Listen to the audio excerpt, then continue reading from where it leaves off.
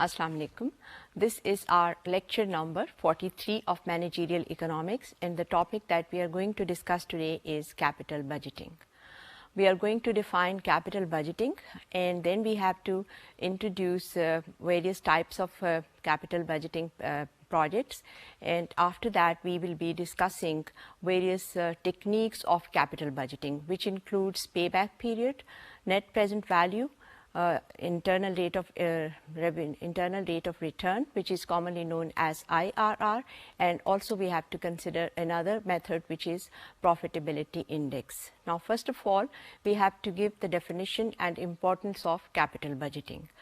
Capital budgeting is a process of planning expenditures that generates revenue over a number of years. The term capital refers to the funds used in to finance a business, and the budget is a detailed plan of cash inflows and cash outflows. Well, the importance of the capital budgeting is immense to a firm, and the reason is that the firm is operating under a dynamic situation. It's not a static situation. That is, all the factors which can affect the quantity demanded for the product of the firm, they are changing over the long run. For example, there are technological breakthroughs in the long run. Similarly, the preferences, the taste of the consumers changes in the long run. So the management of the firm has to be on the alert to consider all these changes and the impact of these changes on the demand for its product. In the long run, as I said, there are different changes. So in order to plan according to these changes, the firm's management has to be on the alert. The capital budgeting process is also important because the firm has to consider all these projects extremely carefully, because once a project investment project or the project is planned, then it cannot be reversed. The reason is that once a specialized type of machinery is installed by the firm, then it cannot be reversed. And what's the reason? The reason behind this is that the second-hand value of this machine is very small. There are various types of plans or investment projects that a firm has to undertake. As you can see on your screen, these include number 1, replacement investment project, number 2, cost reduction projects, number 3, output expansion to accommodate demand increases. The next one is output expansion for new products, and the last is government regulation. First of all, we have listed replacement projects. These projects are relatively easy to understand and to implement. And the decisions are also relatively easier to take. इसकी वजह ये है कि ज़ाहिर है कि जब एक फर्म जो इक्विपमेंट यूज़ कर रही है, अगर वो जो है वो इस्तेमाल के काबिल ना रहे, that is, its life is finished and it is borne out due to production process, then obviously it has to be replaced. And as far as the decision regarding these types of projects is concerned, that is easier, relatively easier as compared to the other project plans.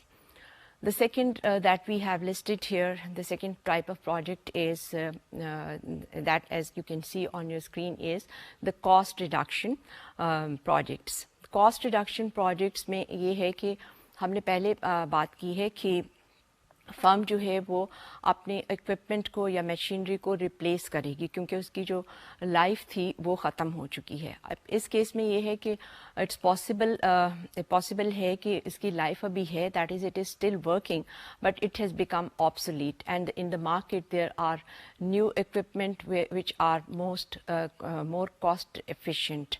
So the firm might try to replace a project which includes the training of the labor, which will reduce the labor cost. और इसी तरह से firm जो है वो ऐसे areas को तलाश करेगी जिसमें लेबर कॉस्ट और the cost of the other inputs is also relatively lower. This is called outsourcing, and it has become quite fashionable over the years that developed countries, they are setting up their investment projects in the developing countries, because there the cost of labor is relatively lower. Next, we have listed, as you can see on your screen, output expansion to accommodate demand increases. That is, in this case, the firm will expand its output. So obviously, in order to expand its output, it needs to launch a new investment project, and for that purpose, the firm is going to expand the existing product. That is, it has and the other category is where the firm has to introduce a new product, and it's also possible that the firm sells these new products in new markets. So if we compare these two categories, that is the expansion projects where the firm has to expand the existing product and it has to introduce a new product. The relatively more complex decision making will be in the case of when the firm has to introduce a new product. Because for the existing product, the firm knows its specifications and all it has to do is to expand the existing plant or equipments. तो इसके लिए जैसे हम देख सकते हैं कि अगर इन दोनों को कंपेयर करें तो इसमें जो ज़्यादा कॉम्प्लिकेटेड या कॉम्प्लेक्स जो डिसीजन मेकिंग होगी, that will be in the case of when the firm is going to introduce a new product, because in that case it involves a greater degree of risk, but it is also more essential in the long run, in the sense that in the long run the product of the firm becomes obsolete and the firm might find that the demand for its product is shrinking or it simply disappears. Take the case of floppies, VCRs, which has completely been completely replaced by CDs and DVDs. The last one the last type of project that we have listed here is the government regulation. Government imposes certain minimum standards, that is the minimum quality standard, minimum safety standard, minimum pollution control standard, and for that purpose, in order to comply with these government regulation, the firm has to undertake different projects. Now, these are the various projects that the firm can undertake during the long run. As we can see that for all these projects, new investments, the firm normally they have their separate research and development departments, and a large firm always encourage its employees to come up with new projects, new investment ideas, so that new products are launched in the market. The research and development department of a firm has a staff which includes experts such as product development, जो product development कर सकते हैं, इसके अलावा marketing research के लिए, and also industrial designing, industrial engineering, and so on. As far as the decision to undertake a project or not to undertake a project is concerned, that is the decision of the top management. But for the capital budgeting, it is all the departments or divisions, major divisions and departments of the firm which are involved in capital budgeting. For instance, the marketing department has to forecast what will be it has to forecast the demand for its new product. If the firm is deciding to introduce a new product, then the marketing department has to forecast about the demand for the related good.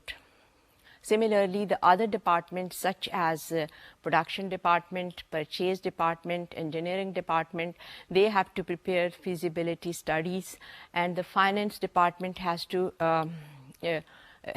estimate the cost of the initial cost of the project and also how to raise these funds. So we can think of capital budgeting as a process which involves all the operations of all the major departments. Next, we will consider the most important and complicated aspect of capital budgeting process, and that is the generation of cash flows. This is actually the difference between the cash receipts and cash expenditure over the life of the project. Since we are talking about the future receipts and future expenditures, therefore it involves a great degree of risk. But these risks are to be undertaken by the firm. As I said earlier, that the firm has to consider the changes in the preferences of the consumers, and also it has to consider the technological breakthroughs. सो इसके लिए firm जो है उसको कुछ guidelines follow करना चाहिए. For instance, the first one is that the firm must measure these cash flows. In order to estimate these cash flows, the firm has to follow certain guidelines. The first one is that the firm has to measure these cash flows on incremental basis, and the second is that the firm has to estimate these cash flows on the after-tax basis using the marginal tax rate of the firm. In order to illustrate how these cash flows are generated, let's take an example. Assuming that we are considering a firm, and you can see the details on the screen. Assuming that the initial cost of the firm, the initial cost of the project is $1 million, and we can see on screen that the sales in 1 year are also 1 million. And the variable cost for the first year is $500,000. Fixed cost is $150,000 per year for 5 years. The marketing department has estimated that the life of the product is 5 years. The depreciation, for depreciation, the finance department of the firm has used the straight line method of calculating the depreciation, and it is equal to $200,000. The profit before taxes is $150,000, whereas less income tax, which the finance department in this case has estimated that it is equal to 40%. So that the income tax of the firm is $60,000 per year, and profit after tax is $90,000. And we can see that the net cash flow at the end of the year 1 is $290,000. For the subsequent years, since we have said that the life of the product is 5 years, we can see that for the successive 5 years, we have calculated the net cash flows of all these years. That is, in year 1, it is $290,000. In year 2, it is approximately $320,000. In year 3, $350,000. And 4, $389,000, 5, $429,000. So the net cash flow in 5 years is equal to $779,230. As you can see on your screen, that this is how these cash flows are generated. Now, we have said that the initial cost of the project is $1 million, and we have seen that net cash flows over the 5 years have been calculated, and they have been estimated. Now, in order to decide whether to undertake this project or not to undertake this project, the firm has to use one or more of the capital budgeting techniques, and as I earlier said, that these techniques include: number 1, the payback period. Number 2, the net present value, which is commonly known as NPV. Number 3, profitability index, PI. And number 4, the internal rate of return, that is commonly known as, which is abbreviated as IRR. But before we explain all these capital budgeting techniques, we have to introduce the term time value of money, because we are saying that these cash flows, as you can see, that in year 1, 2, 3, and so on up to the 5 years, these cash flows are to be estimated, which are associated with future time, with different points in future. Therefore, in order to make these present values and the future values equivalent, the time value of money is involved. All this term means is that a dollar today is worth more than a dollar tomorrow. As long as the opportunity of earning a profit or a return on funds is positive, a dollar today and a dollar a year from now are not equivalent. So in order to make them equivalent, these cash flows are to be discounted by an appropriate interest rate. so that we can compare them easily, so that we can make them equivalent, that is the present value and the future value. That's why these cash flows are discounted, and that is what is called the time value of money. As we have said, that in order to undertake the decision that whether a project is to be undertaken or it is not to be undertaken, that is to be decided by the top management, and for this purpose they use various capital budgeting techniques. And as I said, that we are going to consider the most popular techniques, and these include payback period, NPV, that is net present value, and profitability index, and the last one is internal rate of return, IRR. First of all, we will consider the payback period. This is the first one, and this is a non-discounted capital budgeting technique, while the last three, that is NPV, IRR and profitability index, PI, they are the techniques which discount the cash flows. Okay, the first one is payback period, which is a non-discounted model. Payback period is the amount of time that is required to recover the initial cost of the firm, that is related to the different cash flows. Now, we are simply saying that obviously for each project there is the initial investment cost, and this payback period gives us, it is the amount of time which is required to recover this initial cost of the project. If it is an annuity, in that case it is simple to calculate, that is simply the initial cost of the firm on the project is divided by the annual cash flow.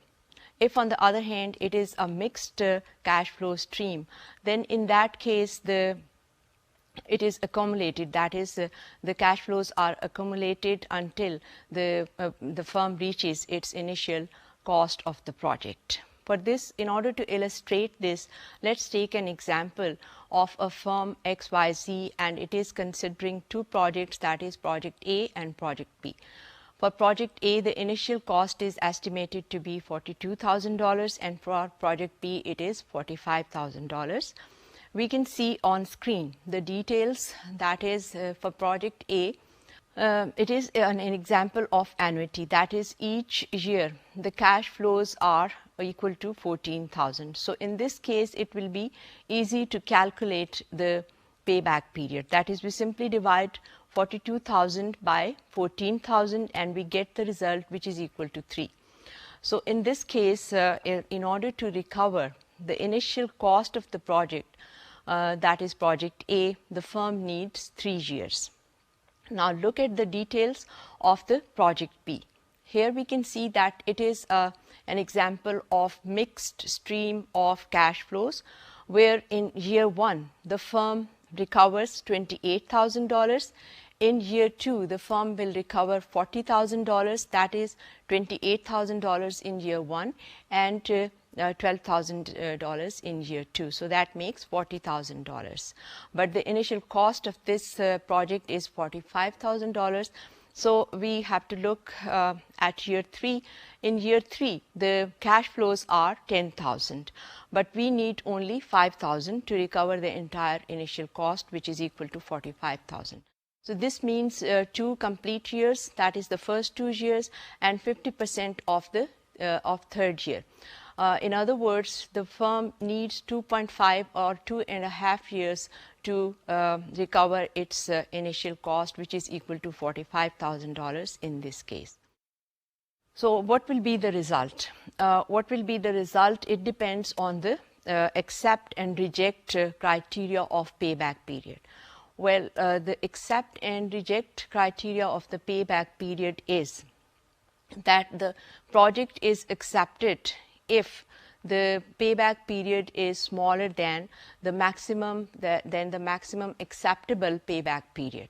In that case, the project is accepted. On the other hand, if the payback period is greater than maximum acceptable payback period, in that case the project will be rejected.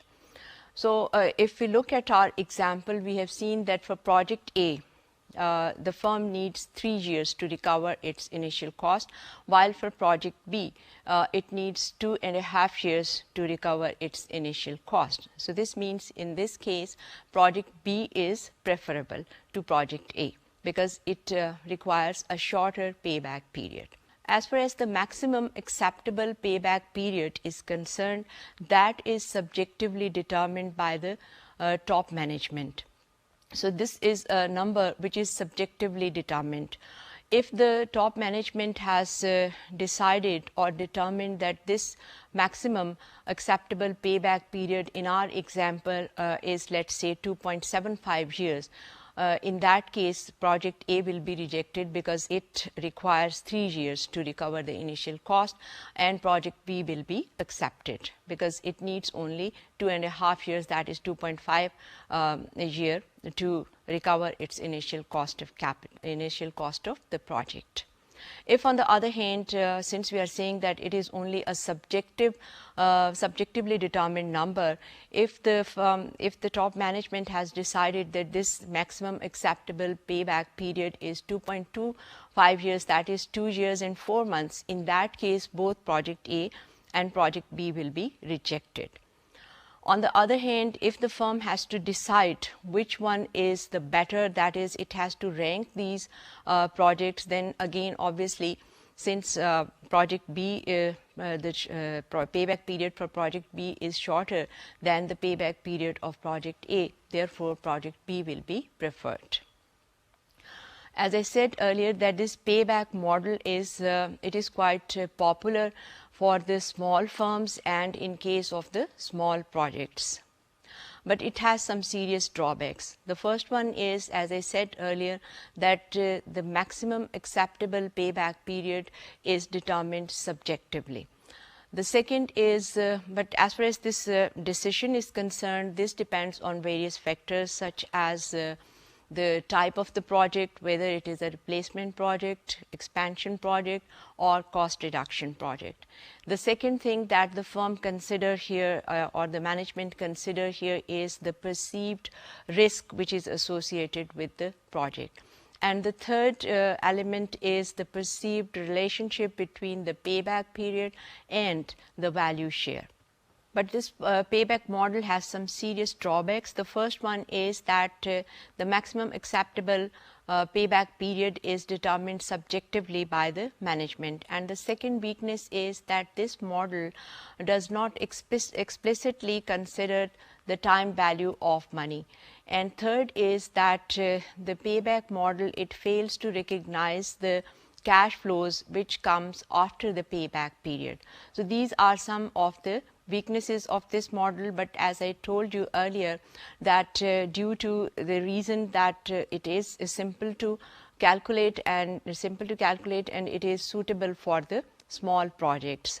However, it is not considered a sophisticated capital budgeting technique because it does not take into consider explicitly the time value of money. This leads us to the second capital budgeting technique, which is called the net present value, or commonly abbreviated as NPV. This is the most commonly used capital budgeting technique, and it is a sophisticated capital budgeting technique because it discounts the cash flows. It is the most commonly used technique because it considers the marginal revenue and the marginal cost, and it is the difference between marginal revenue and marginal cost. And both these revenues and costs, they are expressed in present value terms. As I said, that the cash flows in this case are discounted with an appropriate discount rate. The net present value, as I said earlier, that it is the most commonly used to the technique that is used to evaluate the long-term investment projects. The NPV, or net present value, is calculated by subtracting the initial cost of the project from the net cash flows. In order to see how it is calculated, let's see the formula which is given on screen. As you can see here, the formula is NPV is equal to sigma RT by 1 plus k to the power t, where t is from 1 to n minus CO. RT is the return, that is the net cash flows, and K is the risk adjusted discount rate, CO is the initial cost of project, sigma is the sum of cash flows over the n time periods which we are considering. So as I said earlier that it is simple to calculate, but obviously in order to calculate it we can use the spreadsheets, computer spreadsheets or financial calculators, or it can also be calculated manually by making use of the financial tables. So in this case, as we can see that K is the risk adjusted discount rate, and when we vary this discount rate, it will also vary the value of the NPV. As far as the criteria of accept or reject the investment project is concerned, it is that when NPV is greater than 0, that is when NPV is positive, the project is accepted. If on the other hand NPV is negative, the project should be rejected. In other words, we can say that when NPV is greater than $0, the firm should accept the project, and if NPV is less than $0, then the firm should reject the project. In our previous example, where we have considered the example of a firm for where the product life was considered to be 5 years, we let's take that examples once again, and here we can see on screen that if the firm decides to choose the K, that is the discount rate which is equal to 12%. In that case, the NPV is calculated, which is equal to $454,852 in that case. And when the firm decides to select the discount rate which is equal to 10%, in that case the value of NPV is equal to $543,000, approximately $543,000, and if it selects 20% discount rate, then its NPV is calculated as $169,078. So we can see that when this discount rate is varied, the value of NPV also changes. But in all of these cases, as we can see that the value of NPV is greater than 0, that is, it is positive. So the firm should undertake this project. Even if when the value of discount rate in this case is as high as 20%, the value of NPV is positive. When we say that the value of NPV is equal to, let's say, $500,000, this means that if the firm undertake the project, it will add $500,000 to the value of the firm. So NPV, it's as far as the selection or the undertaking of the project or not undertaking the project is concerned, it is simply that if the value of NPV is greater than 0, the firm should accept it, and if it is less than 0, the firm should not accept it. But the thing is, as I told you earlier, यहाँ पे जैसे हमने देखा कि जैसे discount rate को हम differ करते हैं तो उसकी वैल्यू भी डिफ़र हो जाती है. तो इसके लिए जो एक प्रॉब्लम यहाँ पे फर्म को आ सकती है, that is the case where the capital of the firm is scares.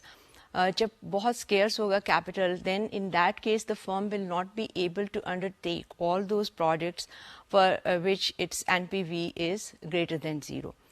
सारे वो जो प्रोजेक्ट जिनके NPV हमारे पास पॉजिटिव है, फर्म उन सारे प्रोजेक्ट्स को शुरू नहीं कर सकती, और उसकी रीज़न क्या है? That capital is scarce. This is what is called capital rationing. This capital rationing complicates the problem of capital budgeting. और इस सूरत में जो है, the firm has to consider another capital budgeting technique which is called profitability index rather than NPV. This profitability index is known as PI, that is profitability index, and it shows the relative benefit of the present value. That is, इसके जो यहाँ पे हम जो पहले हमने NPV की बात की, that is considered to be absolute present value, whereas this profitability index shows the relative profitability of a project. और इसका जो फॉर्मूला है, हमने जो पहले फॉर्मूला यूज़ किया है, in case of NPV we have seen that we simply find NPV by subtracting the initial cost from the net cash flows. In this case, that is for profitability index, the formula is that we divide it by the, that is we divide the net cash flows by the initial cost of the project. That is, the profitability index is the ratio of present value of cash inflows to the present value of cash outflows, where the present value of cash inflows is the numerator and the denominator is the present value of cash outflows, that is the initial cost of the project. In symbols, you can see the formula on screen, which is given as sigma RT by 1 plus K to the power T, all divided by CO. As you can see, RT is the same, that is the return net cash flows, and K is the risk adjusted discount rate, and CO is the initial cost of the project. So all the values, all the symbols here are the same that we have already used in the formula of NPV. The only difference is here is that there we have subtracted CO from the cash flows, from the sum of the cash flows, and here we are dividing it by the sum of the cash flow. So it is the, that is why it is also called benefit cost ratio method. Now, in order to compare NPV and profitability index, let's take an example in which a firm has to consider 3 projects, that is A, B and C, which you can see on your screen. For a project A, the present value of net cash flows is equal to 260,000, whereas for project B it is 1.4 million, और इसके बाद project C का भी 1.4 million है. The initial cost of the project A is 2 million, whereas it is $1 million each for project B and project C. So that NPV is calculated, which is equal to present value of net cash flows minus CO. And you can see that here we can see that the NPV, that is the net present value of project A, is greater than those of project B and project C. Now look at the profitability index. Here we can see that profitability index is calculated. It is equal to present value of net cash flows divided by CO, where CO is the initial cost of the project. The present value of net cash flow is the numerator and CO is the denominator, and by inserting these values we have calculated the profitability index. For project A it is equal to 1.3, for project B it is equal to 1.4, and also for project C it's the same, that is 1.4. As far as the accept and reject criteria for profitability index is concerned, it is that the firm should accept a project when profitability index is greater than 1, and it should the firm should reject a project if the profitability index is less than 1. In this case, as we can see, now look at the screen again, you will find that as far as the NPV is concerned, project A will be preferred over the project B and project C. But if we look at the profitability index, then in that case project A should be rejected, because the profitability index of project A is less than B and also less than C. Now we have to consider, we have said that it is the problem of capital rationing, that is when the capital is scarce, then the firm cannot undertake all those projects which have an NPV which is positive.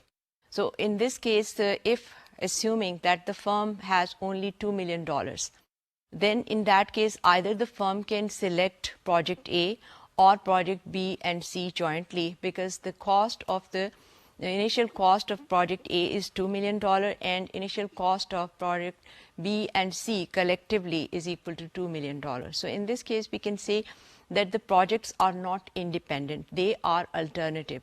Either the firm can select project A or the firm can select project B and C both. This is also called that the projects are mutually exclusive. That is, if project A is selected, then project B and C may not be selected. If on the other hand project B and C are selected, then project A cannot be selected. So if the firm uses net present value, that is NPV investment rule, then the firm will select project A in this case because its NPV is greater than project B and C. On the other hand, if the firm uses a profitability index investment rule, then in that case the firm will reject project A and accept both project B and C. Now, next we are considering the most sophisticated capital budgeting technique, which is called IRR, that is the abbreviation of internal rate of return. IRR is the discount rate which equates the net cash flows of the firm to its initial cost. So here simply we have to set the formula for NPV equal to 0, that is the net cash flows minus CO. As you can see on your screen that the discount rate, this is the discount rate, IRR is the discount rate which equates the net cash flows to the initial cost of the project. ये आप screen पे देख सकते हैं that sigma RT1 plus K asterisk raised to the power T, where T is from 1 to N and this is equal to CO. Again, RT stands for returns, that is the net cash flows, and K asterisk is the IRR and CO is the initial cost of project. So if we subtract CO from the left hand side, we will get IRR. This means that we set the NPV formula equal to 0 and then solve for K asterisk. There is a difference between K that we have used in case of the in the formula of NPV and profitability index. That was the cost of capital, वहाँ पे जो discount rate हमने use किया था, but this is the discount rate which equates NPV equal to 0. That is, we use the formula of NPV and set it equal to 0. That is net cash flows, the sum of the net cash flows minus CO. This will make NPV equal to 0. And this is what is called internal rate of return, that is IRR. And here in the formula you can see that it is denoted by the symbol K asterisk. As I said earlier that this is the most sophisticated capital budgeting technique, but it is also simultaneously the most difficult method to calculate. इसको estimate करना जो है वो ज़्यादा मुश्किल है as compared to the NPV. Well, we can use, in order to calculate or in order to estimate IRR, we can use the spreadsheet software program, or we can use sophisticated electronic financial calculator, or we can use or we can also calculate it manually by using a method which is called trial and error method, और इसमें हम financial tables जो हैं उनको use करते हैं. As far as this trial and error method is concerned, if the cash flows are greater than the cost of capital, that is K, or in that case we increase the discount rate and repeat this process. If on the other hand the cash flows are less than the cost of capital, then we reduce the interest rate or the discount rate and repeat this process until we reach the discount rate which equates these two. So IRR is not easy to calculate, but as I said earlier, we can use computer spreadsheets or we can use the electronic financial calculators.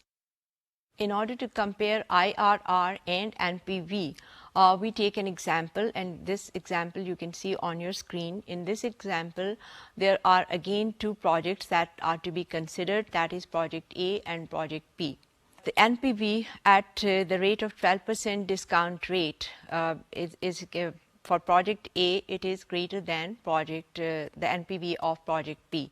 But if we look at the IRR, that is the internal rate of return, for project A it is equal to 20.3% and for project B it is equal to 22.1%. In this case, we can see that these two methods or these two techniques are giving us different signals. In order to, if we use the NPV technique, then in that case project A should be accepted, but if on the other hand we use IRR technique, then project B should be accepted. As far as the difference between or the difference of signals is concerned, we will explain it later on. But The reason here is as far as the accept and reject criteria for IRR is concerned, then that is that the firm should accept a project when IRR is greater than K, that is the discount rate, and it should reject if IRR is less than the discount rate, that is K. Because there is a consistency as far as the acceptance or rejection of a project is concerned, because we are saying that IRR is greater than K. In that means that in that case NPV should be positive, and if IRR is less than K, in that case obviously NPV will be less than 0. So there is a consistency as far as the decision of rejection or acceptance is concerned. But as I indicated earlier, that when the firm has to consider, when the capital is scarce and the firm has to consider alternative projects, that is mutually exclusive project, if one project is undertaken, then the other cannot be undertaken. In that case, sometimes we find that there is a conflict between the decision rules. So in this case, obviously, if we consider one technique, that is NPV, in that case we have seen that if we look at the screen again, we can see that the NPV, the value of the NPV for project A is greater than the value of project B. On the other hand, if we look at IRR, then project A should be rejected and project B should be accepted. Now let's have a look at the accept and reject criterion for all these three methods which uses discount rates. And if you look at the screen, you will find that for net present value analysis, if NPV is greater than 0, the project should be accepted. If NPV is less than 0, the project should be rejected. For the profitability index or benefit cost ratio analysis, we have said that if profitability index is greater than 1, it indicates a desirable investment, and if on the other hand profitability index is less than 1, it indicates an undesirable investment. For internal rate of return analysis, that is IRR analysis, accept when IRR is greater than K, reject when IRR is less than K. So we have seen that as far as the accept and reject criterion for all these methods which uses discount rates, that is the NPV, profitability index and IRR, it is consistent in the sense that when IRR is greater than K, that would imply that NPV is positive, and that would also imply that profitability index is greater than 1. If on the other hand IRR is less than K, that implies that NPV is less than 0 and profitability index is less than 1. But still we have seen that there is a discrepancy. यहाँ पे हमने देखा है कि as far as the selection and acceptance criterion is concerned, there is a consistency, but there are some projects where in which cases we have seen that the result will be different if we use different capital budgeting techniques. The reason is that in case of NPV, the project is reinvested by making use of the discount rate, which is K. On the other hand, for IRR, these cash flows are discounted at the rate of IRR, which is higher than K. So that is why we can see the difference between. That is the reason that we find a difference here and a conflict between the decision making process as far as capital budgeting process is concerned.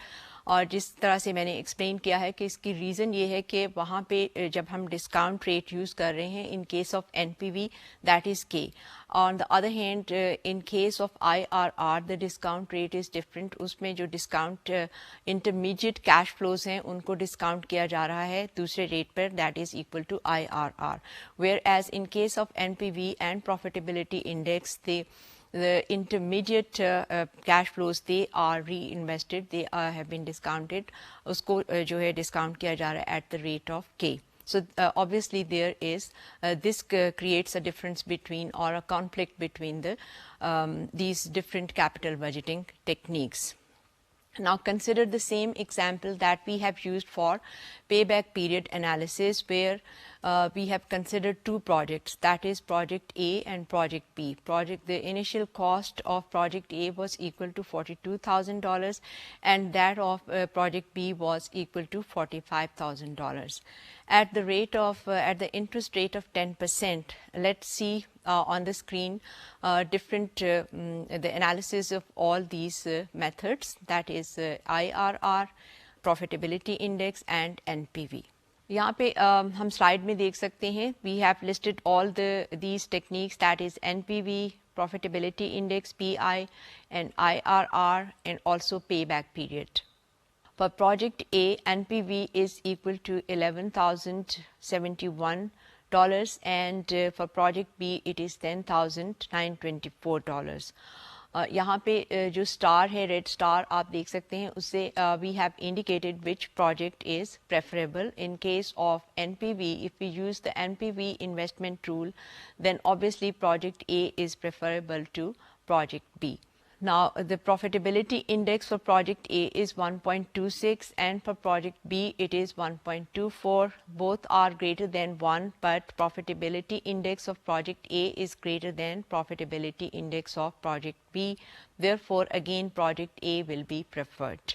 IRR, that is the internal rate of return, for project A is 19.9% and for project B it is 21.7%.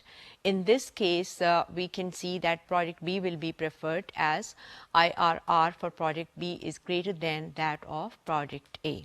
And we have already seen that as far as payback period model is concerned, we have already seen that project A has a longer payback period, therefore project B in this case will be preferred. Next we have to consider the capital budgeting in practice. हमने ये देखना है कि practically कौन सा इसमें से जो कैपिटल बजटिंग टेक्निक है, that is NPV, IRR, profitability index और payback period is most commonly used by the firms in the real world.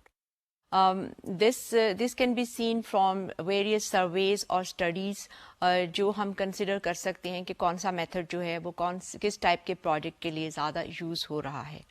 इसमें हम स्क्रीन पे देख सकते हैं कि हमने यहाँ पे we have considered two studies. A recent study of 392 large firms with sales greater than 1 billion rupees found that about 75% of the firms used the IRR and NPV method. Almost always. That is, for the large firms and large projects, these methods, that is the IRR and NPV, are the most popular methods. If we consider another study, then we have considered another study of 232 companies where the firms their size is small, and we can see that this size is with sales less than 5 million rupees. And here, for these types of projects and for the small firms, we can see that payback model is most commonly used. Payback model, or the other model which is called the accounting rate of return, which is also a non-discount model. So for the small projects and small firms, the most commonly used methods or techniques are the non-discounted models, that is the accounting rate of return and the payback model. If on the other hand, if we look at these different methods, there is a conflict between the academics and the business people. Business people are, it is considered that most of the time business people prefer IRR over NPV, while NPV is considered to be a superior model by the academics. IRR is, we can say that it is preferred by the business people because business people are more interested in the percentages rather than dollar values. So that is why IRR is considered to be the most commonly used method or tool for capital budgeting. But if we consider some other surveys, for this purpose, let's see on screen the other survey. This survey was taken in 2002 of the Fortune 1000 chief financial officers, and this survey finds that NPV to be the most preferred tool over IRR and all other capital budgeting tools. So we can conclude that IRR and NPV are most commonly used when the project in question are large projects, and these are used by the large firm. On the other hand, for the small projects, the non-discounted models, that is payback period, is the most commonly used technique or method. In that case, IRR and NPV lags far behind these non-discounted models. Now, we have considered in today's lecture, we have considered the capital budgeting definition, its importance for the firm, and then we have considered different types of projects that the firm can undertake. These include replacement projects, expansion projects, cost reduction projects, and the government regulation. In order to comply with the government regulation, the firm has to undertake certain projects. Next, we have considered, we have defined the term time value of money, which is very important as far as these capital budgeting techniques are concerned. Then we have said that there are various capital budgeting techniques. There are as many as 7 capital budgeting techniques, but we have selected 4 of these capital budgeting techniques, which are the most commonly used and most popular techniques. And we have here discussed these techniques in detail, and these includes payback period, the IRR, that is in the internal rate of return, NPV, net present value analysis, and also we have considered profitability index, that is the benefit cost ratio. And we have seen here that the most of the time, as far as the acceptance of the project is concerned or the rejection of the project is concerned, we have seen that these are consistent for independent projects. But if the firm has to decide between the alternative projects, that is, if the one project is to be undertaken, the other cannot be, that is, the projects are mutually exclusive in that case. And we have seen that when the firm's capital is scarce, in that case, obviously, firm cannot undertake all the projects for which NPV is positive or for which profitability index is greater than 0 or for which IRR is greater than K, that is the discount rate.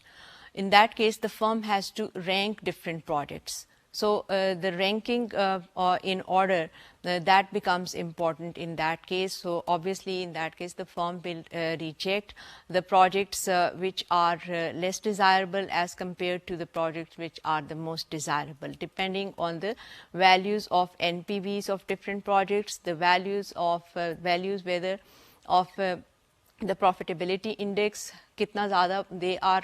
If they are all greater than 1, then the firm has to compare which one is the largest. Similarly, for IRR too, the firm has to consider which projects are the most desirable when the firm has to compare the value of IRR. तो इसमें firm जो है उसको ranking करना होगी instead of rejecting one project and accepting the other. यहाँ पे अगर if the firm has to consider 2 or more projects, then the firm has to rank them in order of their preference using these different tools of capital budgeting. So, in order to see that why these different capital budgeting techniques or tools are giving conflicting indications, this is something that we are going to consider in our next lecture. Till then, Khuda Hafiz. Thank you.